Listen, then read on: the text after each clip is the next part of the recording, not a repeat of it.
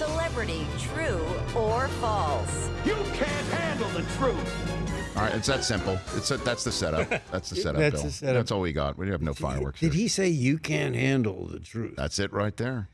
I believe in that. Okay, here we go. So, true or false, Bill Pullman, when promoting Independence Day in South America, some people actually thought you were the real president of the United States. Is that true or false?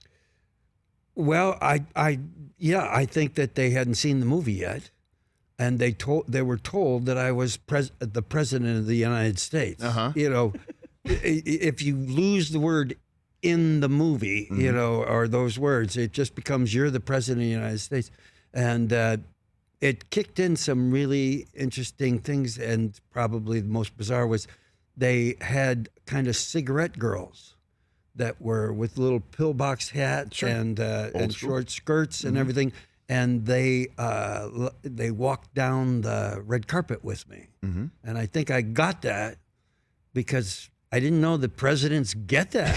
I thought that's a good deal, and I think it was because they thought I was the president. I don't know, maybe. But, yeah, there was that feeling. It was a good period. And then after people saw the movie, they realized, you're not the real president.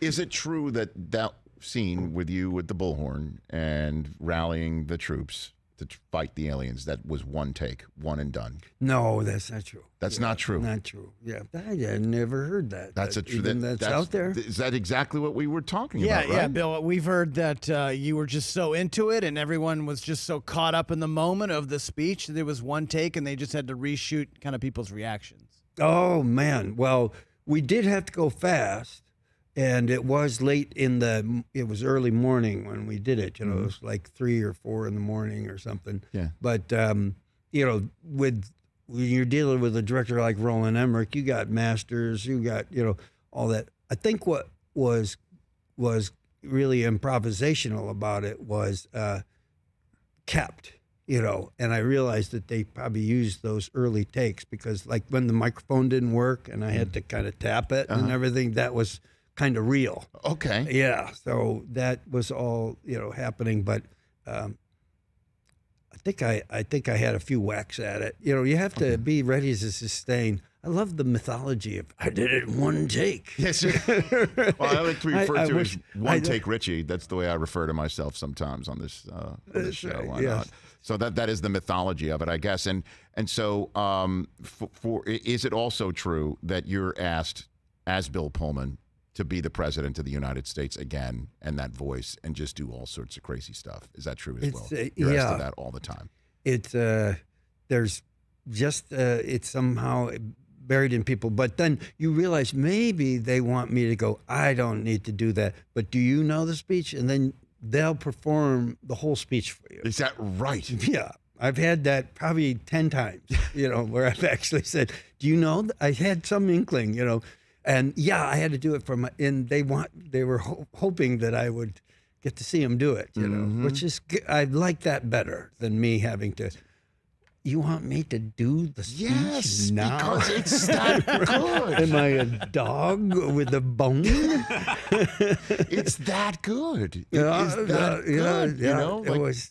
You rallied the troops against the aliens. You saved the planet. That's right. I mean, do you want me to do it right now? I could do it right now. Can you really do it right now? I have the text. Okay, no. Oh, that's not the man. same. That's not the same. You can't Google it with Bill Pullman sitting here, It's Chris. too late. I've already. All right. Here's the next one. True or false, Bill Pullman, you still have the jacket you wore in while you were sleeping. Is that true or false? That is true. Where's the jacket? It would imply it's not that. Is it that jacket? No, it's a reversible jacket, and it has denim on one side and a kind of a tan on the other. So I don't want you to get the feeling, Rich, that I have a lot of stuff from my movies in my house. That's That would be a little weird, but I do have probably more than a normal person does. But I do. For some reason, I was always digging the reversible idea. Of jackets and clothes and stuff.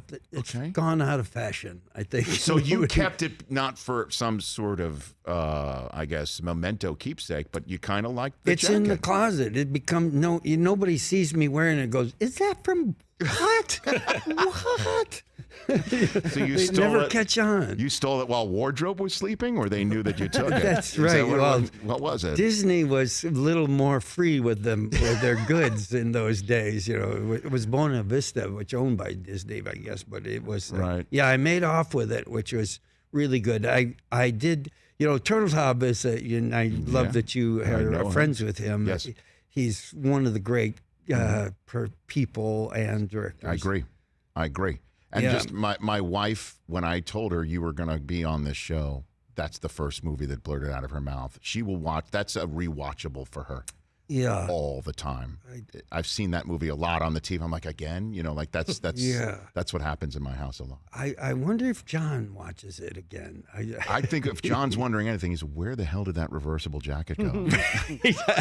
I know. I wanted it for, you know, I wanted it for, you know, National Treasure, and we couldn't use it because, you know, it's pretty cool, man. So are you surprised about the staying power of that film for you, Bill? Yeah, that was really not, you know, I think even John said it on the last day of the shoot, you know, he said, I don't know whether anybody's ever going to see, this movie goes away, you know, and, but I want to say that it's been really significant for me, and this experience has been significant for me, and I appreciate that we had this time together. And so, you know, I think that was, because I think it was largely his contribution, because I remember a few people out of the side of their mouth said, this is a TV script, you know, that it was somehow too pleasant, you know, too friendly in some way.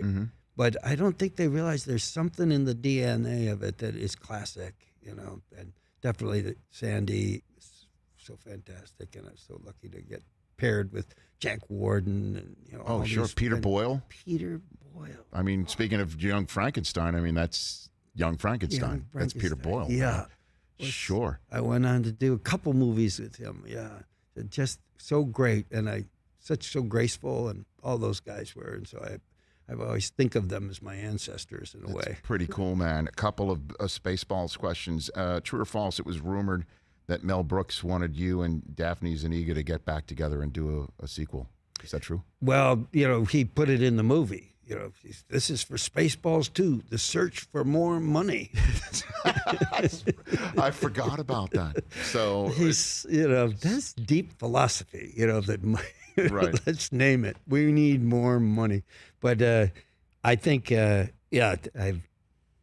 would certainly be great. But I think it's hard without Candy, and you know. Of course, and that was the other question. Is it true that he ad-libbed his famous line of "That's going to leave a mark"? Is that true? That's going to leave a mark. Yeah. Was that? Did he ad-lib that, or was that in the script? Yeah. I mean, come on. Yeah. I use that still today. My friends and I still use that. But today. It's a quintessential John Candy. It's so off the cuff. Mm-hmm. It's so gentle humor. You know, it's not banging you over your head. It's just like, and he was a special. You know, he danced with comedy as just this lightest, graceful thing. A sweetheart, right? I never obviously was ever around him. What was that like to be around him? Yeah, it was just it was my second movie, and he saw me as a guy in need, and he took me under his wing. What do you mean?